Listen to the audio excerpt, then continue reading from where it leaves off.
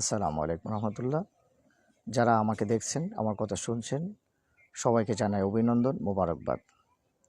একটি অত্যন্ত গুরুত্বপূর্ণ বিষয় এবং বাংলা ভাষাভাষী দেশ ও দেশের বাহিরে আমার যত ছাত্র ভাইয়েরা আছে, বন্ধুরা আছেন, আপনাদের জন্যে খুবই আনন্দের একটা বিষয় নিয়ে আপনাদের সম্মুখে আমি উপস্থিত হয়েছি।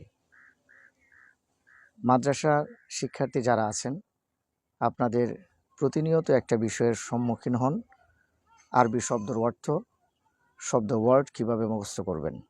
কারি ডিকশনারি একবার পড়েন তো ভুলে যান, আবার মুখস্থ করেন, আবার ভুলে যান। কত স্টুডেন্ট এভাবে নিরুপায় হয়ে ঝরে যাচ্ছে, কত মেধাবী স্টুডেন্ট পড়ে যাচ্ছে, আল্লাহ পাক এবং প্রিয় রসুল সাল্লাল্লাহু আলাইহি সাল্লাম অধিক ভালো জানেন।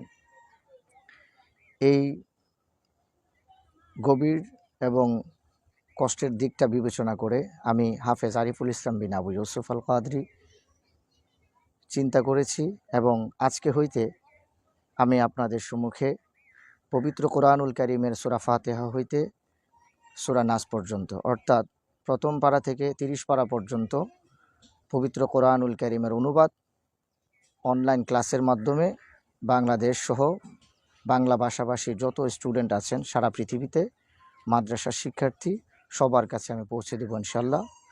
আপনাদের করণীয় যে বিষয়টা, প্রথমত উজু করে নামাজের বিছানায় বসবেন, নিরিবিলি একটা রুমে থাকবেন, হাফিজে কোরআন শরীফটা সাথে নেবেন। যারা গায়রে হাফেজ আছেন, কোরআন শরীফ পড়তে পারেন, আরবি পড়তে পারেন, আপনারা একটা কোরআন শরীফ সাথে নেবেন। বাংলা বই রাখবেন না, বাংলা ছাড়া শুধু আরবি কোরআন শরীফটা সাথে রাখবেন। ইনশাআল্লাহ আমার ক্লাস শেষ হবে, এটা একটা পরীক্ষিত বিষয়। আমি আমার স্টুডেন্টদের উপরে আগে এই বিষয়টা আমি প্রয়োগ করেছি। ইনশাআল্লাহ তাদেরকে 1 পৃষ্ঠা 2 পৃষ্ঠা অনুবাদ করানোর পরে পরবর্তীতে হুবহু তারা অনুবাদটা করতে পেরেছে। আলহামদুলিল্লাহ, আপনারাও পারবেন। একটা শব্দের অর্থ শিখতে হবে না ইনশাআল্লাহ।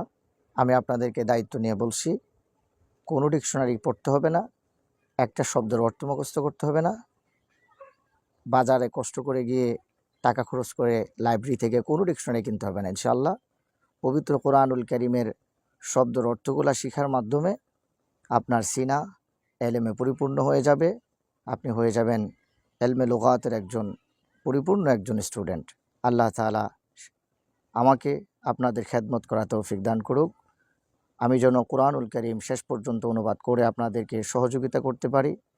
প্রিয় রসুল সাল্লাল্লাহু আলাইহি সাল্লাম যে দায়িত্ব দিয়ে আমাদেরকে যে দায়িত্ব দিয়েছেন, আল্লাহ তাআলা যে কারণে পাঠিয়েছেন, আমরা চাই